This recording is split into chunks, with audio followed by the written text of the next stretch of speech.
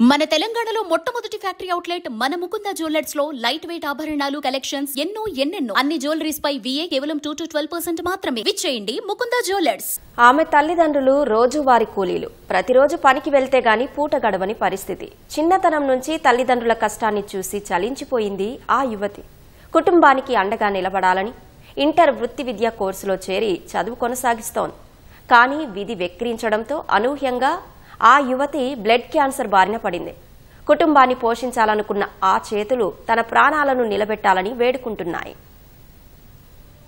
హైదరాబాద్ లాల్ దర్వాజాకు చెందిన ప్రశాంత్ సునీతల పెద్ద కుమార్తె ప్రణీత తల్లి ఇళ్లల్లో పనులకు వెళుతూ వచ్చిన సంపాదనతో కుటుంబ జీవనం కొనసాగిస్తోంది. కష్టాలు ఎన్ని ఉన్నా తమ కుమార్తె ఉన్నత చదువులు చదివి కుటుంబానికి అండగా నిలబడుతుందని ఆ తల్లిదండ్రులు కలలు కన్నారు. ఈ నెల 5న ప్రణీత శరీరంపై కొన్ని మచ్చలు కనిపించాయి.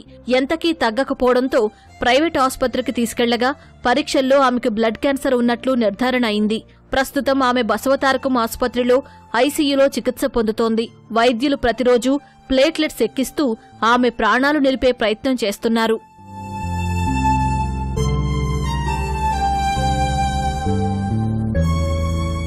ఆస్పత్రిలో పరీక్షల కోసం ఈ కుటుంబం ఇప్పటికే దాదాపు 5 లక్షలు అప్పు చేశారు. ప్రణీత ప్రాణాలతో బయటపడాలంటే అత్యవసరంగా బోన్ మ్యారో ట్రాన్స్ప్లాంటేషన్ చేయించాలని వైద్యులు తెలిపారు.